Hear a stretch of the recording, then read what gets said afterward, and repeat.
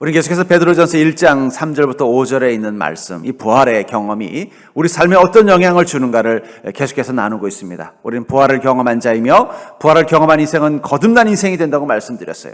그리고 거듭난 인생을 산 사람들은 산 소망을 가지고 하루하루 살아가는 복된 인생으로 변화된다고 말씀드렸습니다. 그리고 산 소망을 가진 인생은 어떻게 될까요? 저는 그것은 바로 상속자의 복을 열매로 거두며 사는 인생이 된다고 저는 믿습니다. 부활을 경험한 인생은요, 거듭난 인생이 됩니다. 거듭난 인생은 그 산소망을 그 10년 가운데 품고 살게 됩니다. 그리고 산소망을 품고 사는 인생은 상속자의 복을 열매로 거두며 사는 인생이 된다는 거예요. 여러분, 살아있는 나무는요, 반드시 열매를 맺습니다. 저 산에 보면 살아있는 나무들은 어떻습니까? 누가 심었는지도 알 수 없는 그 나무들은 그곳에서 살아있는 한은 반드시 가을이 되면 열매를 주렁주렁 달고 있다는 거예요. 그러니까 살아있다는 게, 그러니까 산 소망이 있으면요, 반드시 우리 안에 축복의 열매를 맺게 되어져 있습니다. 왜 우리가 산 소망을 품고 살아야 돼요? 축복의 열매, 그 복을 거두기 위해서라는 것입니다. 근데 그 축복의 열매를 뭐라고 말하냐? 상속자의 복이라고 말하고 있다는 거예요. 오늘 본문 2절에 뭐라고 말하고 있습니까? 유업을 잇다. 썩지 않고 더럽지 않고 쇠하지 아니하는 유업을 잇게 하시나니 곧 너희를 위하여 하늘에 간직하신 것이라. 이 유업이라는 말이 클레로노미아라는 단어를 쓰는데, 이 말은 상속, 유산이라는 뜻이에요. 유업하니까 좀 무슨 남양유업 우유 회사 같지만 그게 아니라 상속, 유산 이런 뜻을 가지고 있다는 거예요. 그러니까 다시 말해서 무엇입니까? 산소망을 가진 자는 어떻게 된다는 거예요? 상속을 받는다는 거예요. 누구로부터요? 하나님으로부터 상속받는 자. 그래서 로마서 8장 17절은 뭐라고 말하고 있습니까? 자녀이면 또한 상속자 곧 하나님의 상속자요 그리스도와 함께한 상속자니. 우리 하나님의 자녀이면 또한 어떻게 된다고요? 하나님의 상속자라는 거예요. 우리는 하나님의 자녀인 것입니다. 자녀이기 때문에 또한 하나님의 상속자며 그리스도와 함께한, 우리의 상속의 분량이 어느 정도라는 거예요. 이 부모가 자녀에게 유산을 상속해 줄 때도 공평하게 안 해주면 형제끼리 싸움 나지 않습니까? 그리스도와 함께한 상속, 우리 그리스도가 받으신 그 상속을 우리도 함께 물려받는 기쁨이 있다라고 말하고 있다는 것입니다. 그런 의미에서 모든 그리스도인은 하나님의 상속자입니다. 우리 지난 한 주간 룻기를 새벽마다 묵상했습니다. 그는 룻이 복을 받는 이 과정을 보면서 모압 여인, 이스라엘 백성도 아니고 모압 여인이 다윗의 조상이 되는, 또 예수 그리스도의 계보에 들어가는 그 귀한 이름의 복을 받는 것을 저는 이렇게 한마디로 말할 것 같아요. 룻의 복은 상속자의 복이다. 그러니까 룻이 어떤 복을 누린 거예요? 이 룻기가 왜 한 여인이, 불행한 남편 일찍 잃고 가난한 이 불행한 여인이 어찌어찌해서 좋은 남자 만나서 잘 먹고 잘 살게 된 이야기를 왜 굳이 성경에 넣었을까요? 그것은 우리 인생과 같기 때문이에요. 룻은 상속자의 복을 이 나오미를 통해서 믿음을 갖게 되고 얻게 됐다는 거예요. 우리도 마찬가지입니다. 우리도 룻과 같은 인생일 수 있는데, 우리에게 하나님께서 오셔서, 예수 그리스도께서 오셔서 우리의 신랑이 되어주심을 통해서 우리가 상속자의 복을 누리는 삶을 살도록 만들어준 거예요. 마치 룻이 보아스를 만나서 그 인생이 피게 된 것처럼 말입니다. 그렇다면 룻처럼 우리가 상속자의 복을 갖는다는 건 구체적으로 어떤 것일까요? 저는 이 룻의 이야기를 통해서 오늘 본문에서 나온 이 말, 우리가 하나님의 유업을 잇는 복된 인생, 그리스도와 함께한 상속자가 된 인생이 무엇인지를 깨닫고 여러분들 상속자의 복을 여러분들 삶 가운데서 경험하는 자가 되기를 주의 이름으로 축복합니다. 먼저 상속자의 복은 하나님의 계획 가운데 들어가는 복이라는 것입니다. 상속자의 복은 뭐라고요? 하나님의 계획 가운데 들어가는 복이다.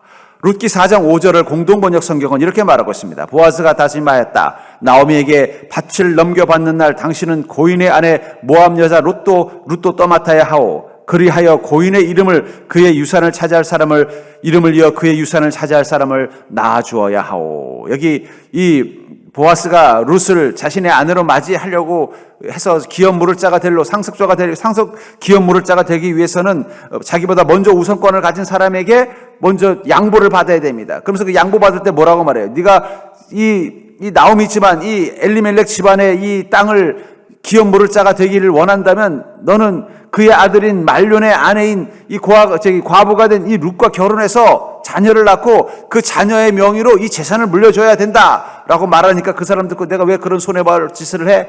하면서 거절한 순간 보아스가 그 일을 자신이 감당하게 됐다라고 말하고 있어요. 이 룻의 불행은 어디서부터 시작이 됐습니까? 그의 남편 때문이죠. 그의 남편이 어떻게 된 거예요? 일찍 병들어서 죽은 게 룻의 불행의 시작이라는 거예요. 모압 여인이 이스라엘 남자 만나서 결혼해서 잘 살 줄 알았더니 이 남편이 말론, 이 말론이라는 이름도 히브리어로 병든 병학한이라는 이름이에요. 이름도 잘못 지었어요.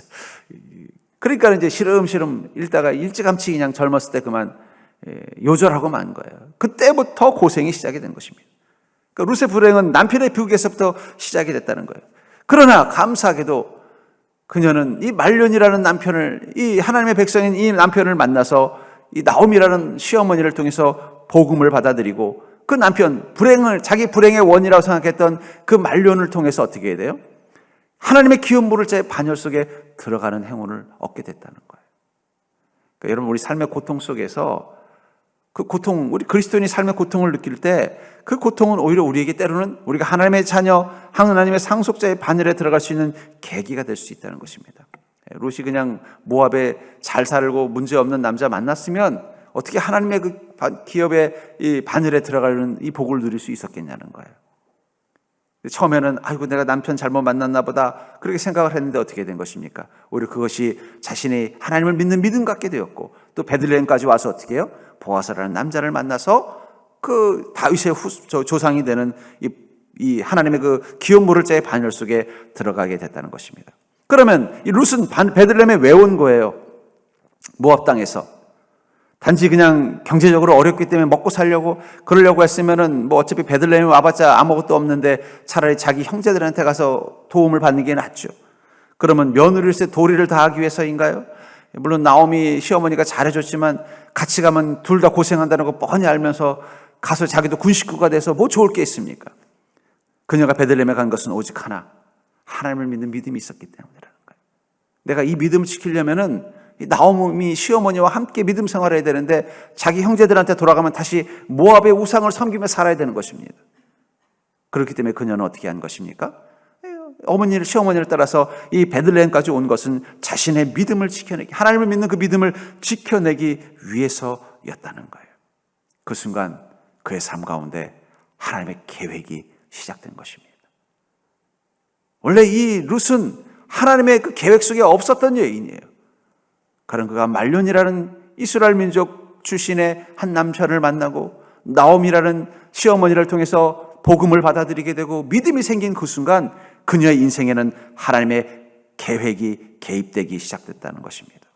사무엘하 7장 21절을 세번역은 이렇게 말하고 있습니다. 주께서 세우신 뜻과 목적대로 주님께서는 이렇게 크나큰 일을 하시고 또 그것을 이 종에게까지 알려주셨습니다. 이것은 다윗이 고백한 것입니다. 다윗은 뭐라고 말하고 있어요? 주님께서는 그 세우신 뜻과 목적대로 주님이 이렇게 큰 일을 행하셨습니다. 이스라엘을 강대국으로 만들고 다윗을 왕으로 만들어주고 주변의 나라들이 더 이상 이스라엘을 넘보지 못하는 그런 어떤 강한 나라로 만드는 그 놀라운 계획을 하나님께서는 행하시면서 나에게 그것을 가르치셨다는 거. 왜 다윗에게 가르치셨을까요?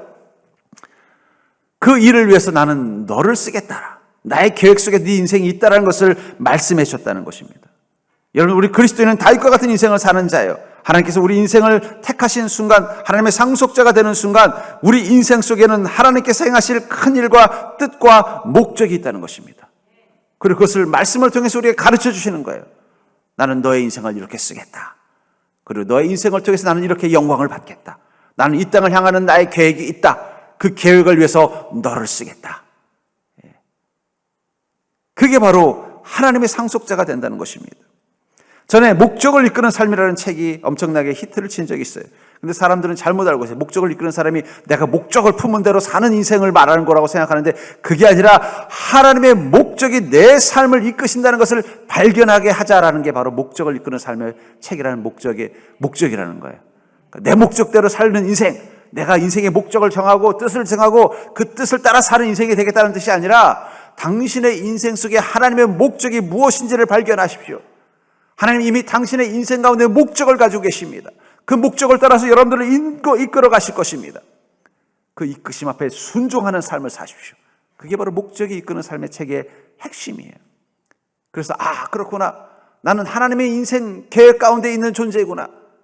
주님이 내 인생 가운데 목적을 가지고 계시는구나. 그 목적을 따라서 내 인생을 살아가려면 내가 주님 앞에 어떻게 순종해야 되는가. 결국 순종이 무엇입니까? 하나님의 목적에 내 인생을 맡기는 것입니다. 제가 어떤 삶에서 결단해야 되거나 판단해야 될 때 제 마음속에 제일 먼저 하는 질문이 뭐냐면, 하나님의 목적이 무엇일까? 나에게 이런 일을 겪게 하시고 이런 상황이 있게 하시고 이런 고민을 하게 하시는 하나님의 목적이 무엇인가를 기도합니다. 묵상합니다. 그리고 그 목적이 깨달아지면요, 그럼 그 하나님의 이끄심 앞에 순종하면 되는 거예요. 아, 이렇게 하시려고 하시는 거구나. 그럼 거기 순종하면요, 그 순간 저는 그 자리에서 상속자의 복을 누리게 됩니다. 여러분들의 인생 하나님의 목적이 있음을 기억하시기 바랍니다. 모든 믿는 자의 인생은 하나님의 목적, 하나님의 뜻과 계획이 그 가운데 있다는 거예요. 그리고 그 뜻을 이루기 위해서 여러분들과 함께 하시면서 여러분들의 인생을 이끌어 간다는 거예요. 거기서 어떻게만 하면 되는 거예요? 하나님의 목적이 내 인생을 이끌어가도록 맡기기만 하면 되는 거예요. 그게 순종이라는 것입니다. 그럼 우리를 어떻게 주님을 쓰실까요? 마치 룻에게 이 이스라엘 민족, 이 다윗의 계보를 잇는 놀라운 복을 누리게 하신 것처럼 하나님 우리 인생을 복된 길로 인도하실 것입니다. 여러분들이 그 사실을 믿고 여러분들의 삶 가운데 주님의 이끄심 앞에서 순종하는 믿음 되기를 주의 이름으로 간절히 축복합니다. 두 번째로 상속자의 복은요, 믿음의 결단과 함께 시작되는 복이라는 것입니다. 우리가 상속자의 복을 누리려면요, 믿음의 결단과 함께 이 복이 시작된다는 사실을 기억하시기 바랍니다. 룻기 1장 16절부터 18절에 보면 룻이 나오미에게는 두 아들이 있었죠. 말론과 기론이 있었어요. 그리고 그 두 아들을 통해서 두 며느리가 있었습니다. 바로 룻과 그리고 또 한 명이 오르바였죠. 둘 다 모압 여인이었어요. 룻은 시어머니를 따라서 베들레헴으로 가고 오르바는요, 따라가지 않았습니다. 근데 룻이 원래 나오미는 두 여인에게 너희는 모압 여인이기도 하고 나도 이 베들레헴에 가봤자 내 형제들에게 저희 말하는 좀 이렇게 의지해서 가난하고 어렵게 살아야 되는 처지다. 근데 내가 너희들까지 데려가면 어떻게 살겠니? 군 식구를 데려가면 그래 너희들도 너희 형제들에게 의지해서 살 수 있는 길을 찾아서 너희 고향으로 떠나라고 했을 때 룻은 어떻게 했습니까? 이렇게 말하고 있습니다. 저는 절대 못 갑니다. 왜냐하면 어머니의 백성이 나의 백성이 되고 어머니의 하나님이 나의 하나님이기 때문입니다. 하도 나오미가 가라고 해도 룻이 완강하니까 18절에 나오미가 룻이 자기와 함께 가기로 굳게 결심함을 보고 그에게 말하기를 그치니라. 그래 알았다. 그래서 같이 죽자. 뭐 또 길이 있겠지. 나오미가 그렇게 한 것은 자기를 따라가면 엄청나게 고생할 걸 알았기 때문이에요. 차라리 그냥 룻이나 이 오르바가 자기 형제들한테 가면은, 부모님한테 가면은 또 길이 열릴 거 아니에요. 또 운이 좋으면은 또 좋은 남자 만나서 또 결혼할 수도 있고 또 부모님이 도와주면은 그래도 생활할 수 있지만 나오미를 따라가면 소망이 없는 것입니다. 그럼에도 불구하고 룻이 따라간 이유는 뭐라고 말하는 거예요? 나에게는 이미 어머니를 통해서 배운 나의 하나님이 있다는 거예요. 그 하나님을 믿는 믿음이 나에겐 가장 중요하기 때문에 어머니를 따라서 베들레헴으로 가겠다는 것입니다. 그러면 다른 며느리든 오르바는 어땠어요? 오르바는 그냥 갔습니다. 어떻게 됐을까요? 그 뒤에 성경이 안 나와서 오르바는 어떻게 살았는지 모릅니다. 근데 분명한 것은 오르바가 어느 날 소문 들었을 거예요. 룻이 시어머니 따라서 베들레헴에 갔더니 보아스라는 잘생긴 부자를 만나가지고 그냥 엄청나게 잘 먹고 잘 산다는 얘기를 들었을 때 오르바가 마음이 어땠을까요? 속이 좀 쓰렸을 거예요. 나도 시어머니 따라갈 걸. 그럼 왜 못 따라갔을까요? 룻기 4장 14절부터 15절에 보면은 이 룻과 이 오르바가 이제 나오미가 불러서 얘들아 나 따라가면 너희들 진짜 고생 많이 한다. 이제 너희들도 새 인생 살아야지. 그러니 너희 형제들에게 가서 도움을 받고 새 출발하거라 했을 때 그들이 소리를 높여 다시 울더니 오르바는 그의 시어머니에게 입맞추되 룻은 그를 붙여찼더라. 오르바는 어떻게 했다? 아이고 어머니 전 절대로 못 떠납니다 하면서 눈물 흘리면서 어떻게 했다는 거예요? 작별 인사하고 보따리 싸가지고 가더라는 거예요. 근데 룻은 어떻게 했다는 거예요? 절대 저는 못 떠납니다. 그럼 왜 오르바나 룻은 분명히 그 시어머니 나오미를 좋아하고 사랑했고 또 함께 있는 것을 기뻐했음에도 불구하고 왜 오르바는 떠났고 룻은 끝까지 쫓아갔을까요? 오르바는 나오미를 별로 안 좋아해서 그런 게 아닙니다. 그냥 오르바는 나오미의 며느리였을 뿐이에요. 그러나 룻은 나오미의 제자였어요. 믿음의 제자. 그게 다른 점이라는 거예요. 오르바는 그냥 나오미의 며느리였어요. 근데 이제 며느리로서 시어머니랑 같이 있어봤자 서로 고생하는 거예요. 아이, 그래, 내가 가서 괜히 시어머니 따라가서 저 시댁에 군 식구 돼서 같이 고생하고 시어머니도 힘들게 하느니 나는 내 형제들한테 가서 그냥 도움 받는 게 낫겠지 하고는 작별 인사하고 떠난 것입니다. 며느리였기 때문이에요. 다 어떻게 보면은 이 나오미를 배려한 거예요. 왜냐면 자기도 같이 가면 그렇지 않아도 시어머니도 지금 빈손으로 가서 형제들한테 도움받고 살아야 되는 비참하고 어려운 시간이 기다리고 있는데 자기까지 가면 그거 어떻게 되겠어요? 우리말에 혹 다른 걸 가는 거죠. 내가 어머니 짐 덜어드리지 않은 마음으로 간 거예요. 근데 왜 룻은 그것을 알면서 따라갔어요? 나는 그 믿음을 지키고 싶었기 때문이라는 거예요. 여러분, 믿음의 가정의 복. 지난주에 우리 린튼가에 관한 이야기를 제가 했었죠. 5대의 복을 누리는 그 미국인 가정, 우리나라에 귀한 미국인이 있는데 인씨로 이제 개명, 성씨를 썼다 그러더라고요. 이 선교사 집안이 5대의 복을 누린 비결이 뭘까요? 그건 5대조 할아버지가 우리나라에 온 선교사, 그래서 믿음의 가정이라서 복을 누린 게 아니라고 저는 생각합니다. 그렇다면 오르바도 복을 누렸어야죠. 그것은 그들이 매 순간순간 믿음의 결단을 했기 때문이에요. 5대조 할아버지도 믿음의 결단으로 이 땅에 왔고 4대조 할아버지도 믿음의 결단으로 이 땅에서 복음을 전하는 일을 했고 3대조 할아버지도 믿음의 결단으로 이곳에서 주님을 섬기는 삶을 살았고 2대, 1대까지 어떻게 해요? 믿음의 결단을 자기가 그 순간순간 한 것입니다. 여러분, 상속자의 복을 누리려면요, 믿음의 결단이 있어야 돼요. 아무리 우리 부모님이 예수 잘 믿어도 그 자녀가 믿음의 결단을 통해서 자기의 믿음을 갖지 않으면, 나의 하나님을 갖지 않으면, 마치 룻이 어머니 하나님이 내 하나님이라고 말한 것처럼 나의 하나님을 갖지 않으면요, 그 복은 계승되지 않는 것입니다. 그냥 오르바처럼 되는 거예요. 아무리 나오미가 믿음이 좋아도 그 믿음의 결단을 배우지 않으면 오르바가 되는 거예요. 룻이 될 수 없다는 것입니다.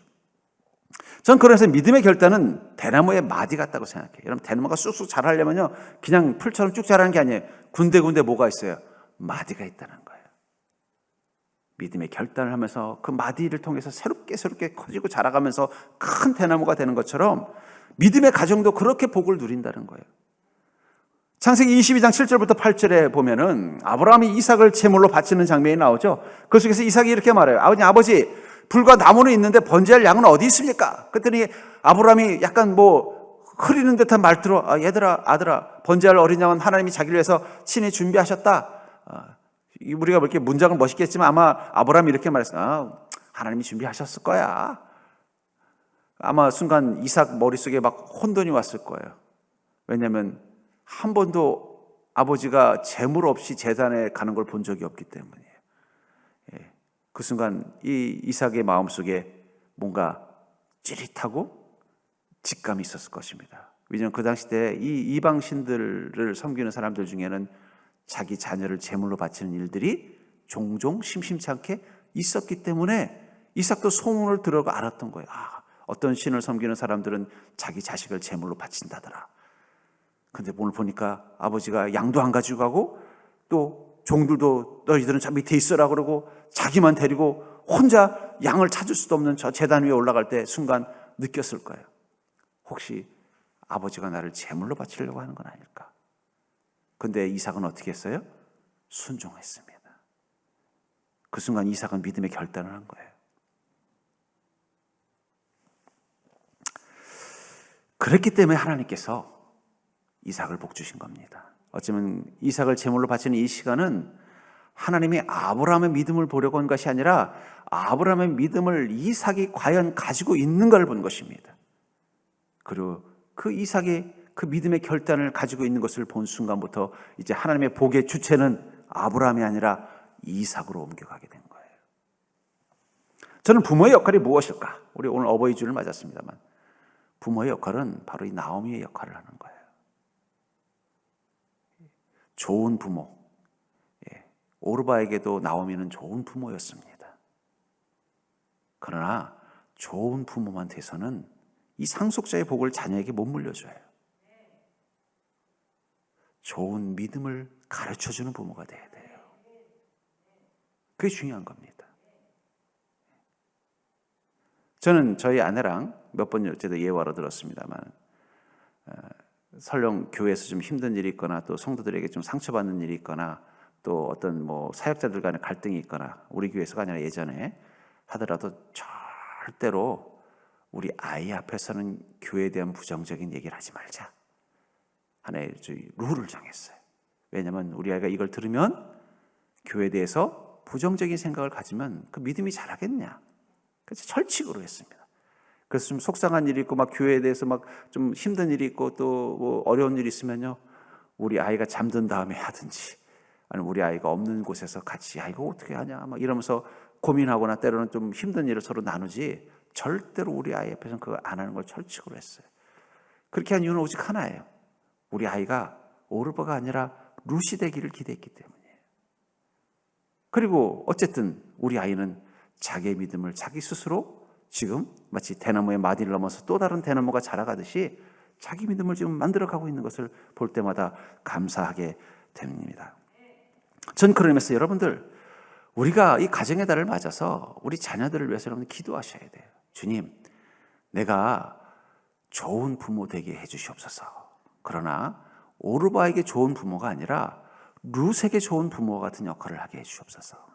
우리 자녀들이 믿음의 결단을 하고 자기 인생을 믿음 가운데 개척해 나갈 수 있도록 돕는 자가 되는 거예요. 편안하게 내가 예수 잘 믿었으니 이 복을 너는 그냥 편안하게 물려받아라가 아니라 너도 너의 인생 가운데 너의 하나님을 만나서 믿음의 결단을 하고 믿음의 고민을 하면서 너도 주님과 함께 믿음으로 성장해 나가는 믿음의 상속자가 되거라, 이렇게 가르치는 자가 된다는 거예요. 저는 우리 서정침례교회 이제 벌써 70주년을 향해 나가고 있습니다. 제가 거의 60주년이 얼마 안 남은 상황에서 이곳에 부임했어요. 근데 그때 상황이 이렇게 좀 정신이 없어서 60주년을 준비를 못했습니다. 그래서 70주년을 꼭 했으면 하는 마음 가지고 있습니다만은, 그러나 저는 70주년보다 더 중요한 건 뭐냐면 넥스트 60주년이에요. 지난 60년간 우리 교회의 모습, 그것보다 더 좋은 교회가 될 수 있도록, 더 멋진 교회가 될 수 있도록 나머지 60년, 그러니까 제가 이곳에서 사역을 하는 그 시간, 이제 한 15년 남았습니다만, 그게 아니라 나머지 60년을 내가 준비해야 되겠다. 그 얘기는 뭐예요? 60년의 세월이 지나도, 그러니까 120년이 되는 거죠. 이 120주년을 할 때 우리 서정교회가 정말 더 멋지고 더 좋은 교회, 또 그 서정교회 구성원들 한 사람 한 사람의 믿음이 다른 어느 교회 성도들의 내놔도 부끄럽지 않은 멋진 그리스도인들로 만드는 그런 교회를, 그러니까 준비되는 교회가 되어야 되겠다는 마음 가지고 저는 넥스트 60년을 기도하고 있지, 제가 목회하는 시간들만을 위해서 기도하잖아요. 나는 그것을 위해서 초석을 닦는, 무너진 부분들은 새로 짓고, 또 더 멋진 집을 그리듯, 그러면서 빈 땅을 개간해서 터닫기를 하듯이 멋진 서정침례교회 60년 후에 120주년을 할 때 더 멋진 교회를 만들기 위해서는 내가 어떤 기초를 만들어야 되는 걸 고민하면서 사역을 생각하고 있습니다. 그 중에 하나가 제가 뭐냐면, 우리 교회도 좀 이 린튼가와 같은 명문가가 나오는 게 제 기도 제목입니다. 120년 되면 한 5대 나오지 않겠습니까? 그러면 우리 5대조 할아버지가 우리 교회를 정말 열심으로 기쁨으로 섬겼던 우리 장로님이셨어, 권사님이셨어. 우리 4대조 할아버지 할머니도 다 서정교회를 열심히 섬긴 멋진 장로님 권사님이셨고, 우리 3대조 할머니, 우리 아버지 어머니, 나도 그런 믿음 가지고 우리 교회를 섬길 거야, 이런 이 믿음의 린튼가를 만드는 게 제가 가지고 있는 넥스트 60주년 중에 또 중요한 계획 중에 하나예요. 전 여러분들의 자녀들을 오르바처럼 키우지 않으셨으면 좋겠어요. 그냥 내 딸로, 내 아들로서 그냥 사랑과 정성으로 나를 그냥 좋은 부모로만 기억하는 자녀가 아니라 룻처럼 내 믿음의 스승, 믿음의 스승으로서 여러분들을 기억하는 자녀를 좀 만드셨으면 좋겠어요. 제가 제일 속상한 게 그거예요. 왜 본인은 정작 그 하나님의 그걸 잘 믿는 믿음 가지고 나오미처럼 살았으면서 그 상속자의 복을 자녀들에게 못 물려주시냐는 거예요. 그건 내가 믿음의 스승이 되어야만 되는 거예요. 오르바는 믿음의 스승이, 나오미가 믿음의 스승이 아니었기 때문에 그녀는 그 상속자의 복을 못 누린 것입니다. 그래, 룻은 믿음의 스승, 나오미를 믿음의 스승으로 받아들였기 때문에 그녀와 함께 베들레헴으로 갔고 그곳에서 상속자의 복을 얻게 됐다는 거예요. 저는 그러면서 상속자의 복은요, 믿음의 결단과 함께 시작되는 것입니다. 여러분들의 자녀, 자손들이 자기 인생 가운데서 이삭처럼 룻처럼 믿음의 결단을 하며 살아가는 인생이 될 수 있도록 돕는 믿음 되기를 주의 이름으로 축원합니다. 세 번째로 우리가 상속자의 복을 갖는다는 것은 바로 상속자의 복은 점점 더 확장되어져 가는 복이라는 것입니다. 상속자의 복은 점점 더 확장되어져 가는 복이라는 것입니다. 룻기 4장 21절부터 22절에 보면은 드디어 이 룻이 보아스랑 결혼을 하게 되죠. 결혼을 하고 나서 어떻게 됩니까? 이 자녀를 낳습니다. 그래서 보아스는 오벳을 낳고 오벳은 이새를 낳고 이새는 다윗을 낳았다. 다시 말해서 이 룻은 다윗의 증조모가 되는 거예요. 그리고 그의 자손들은 이스라엘의 최고의 왕가가 되는 것입니다. 이 재벌 2세들에 관한 이 기사들을 보면요, 재벌 2세들은 아직 나이도 어림에도 불구하고 막 재산이 더 많이 늘어있다는 걸 봐요. 왜냐하면 그 아버지나 할아버지가 하는 기업이 성장하니까 그만큼 상속자로서 더 많은 부를 물려받아서 부자가 됐다라는 걸 봐요. 이게 상속자의 복은요, 그냥 있는 거 딱 받는 게 아니라 계속 알아서 자랍니다. 그걸 성경에서는 형통이라고 그래요. 형통. 성경에 뭐냐, 요셉이 형통하였더라. 그러니까 형통이라는 건 뭐냐면 복의 확장성을 가진, 그냥 그것만 딱 받는 게 아니라 놔두면 막 불어나는 거예요. 마치 통장에 돈 넣어놓으면 이자 붙는 것처럼 막 불어나는 게 바로 형통이라는 것입니다. 또 그래서 창세기 24장 1절에서는 그 상속자의 복을 이렇게 말하고 있습니다. 아브라함이 나이가 많아 늙었고 여호와께서 그에게 범사의 복을 주셨더라. 아브라함이 받은 복을 뭐라고 말하고 있어요? 범사의 복이었다. 그러니까 아브라함의 복은 이 상속자의 복, 범사의 복을 누리고 살았다는 거예요. 자꾸 형통해지는, 늘어나는 복이에요.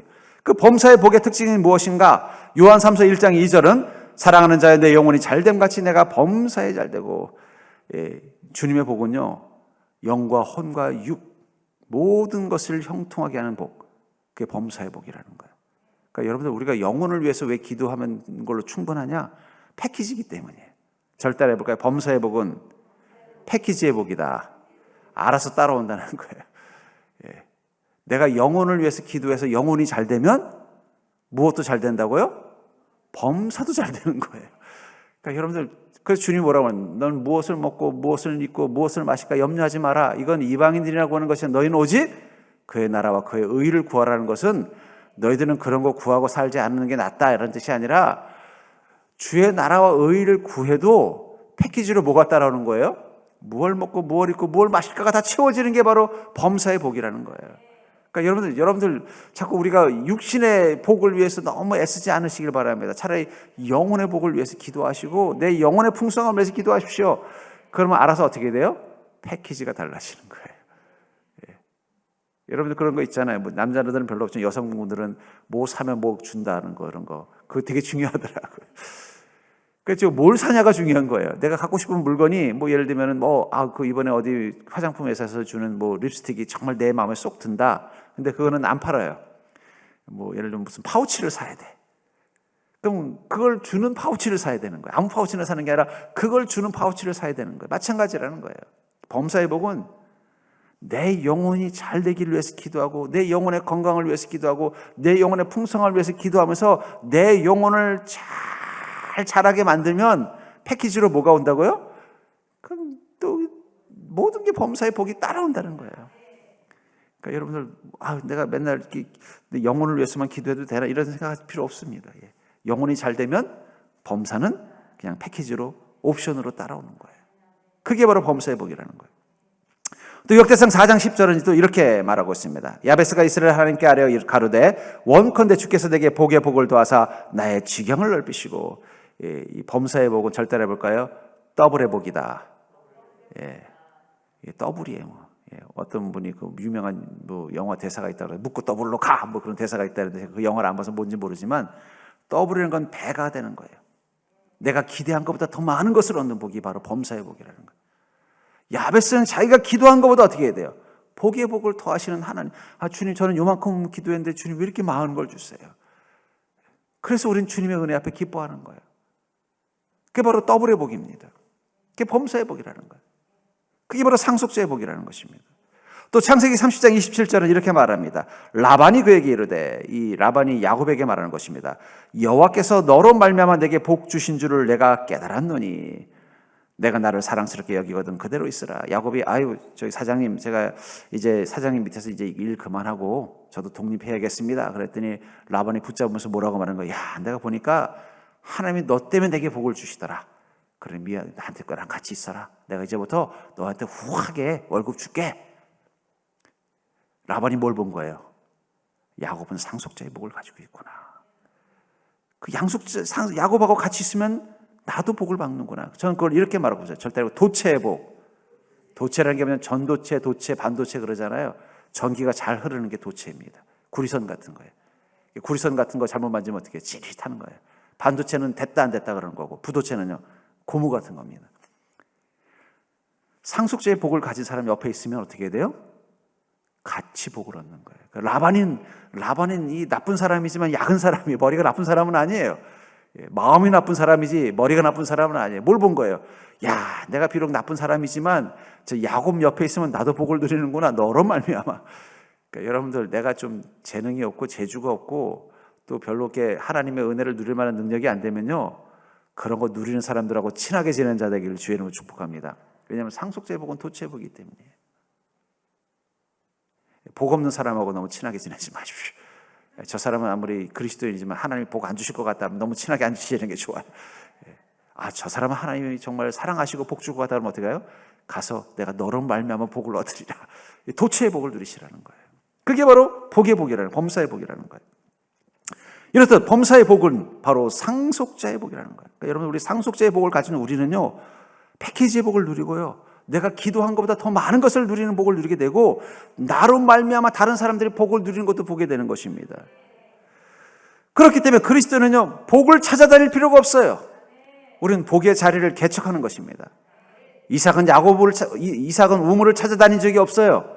그냥 자기가 가서 여기서 양 키우려면은 우물을 파야겠다 하면 파면 물이 나오는 거예요. 그게 바로 상속자의 복이 있기 때문이라는 거예요. 그렇다면은 세상 사람들 늘 어디에 가면 복이 있을까? 복 찾아다니라고 들이 뻘개서 그냥 돈 찾아다니고 복 찾아다니라고 헤매지만 우리는 우리가 머문 곳을 복으로 바꿀 수 있는 능력을 가진 상속자의 복을 가진 자라면 이곳에서 어떻게 하면 되는 거예요? 잘 살면 되는 거예요. 잘 살면. 잘 산다는 게 뭐예요? 상속자답게 사는 거예요.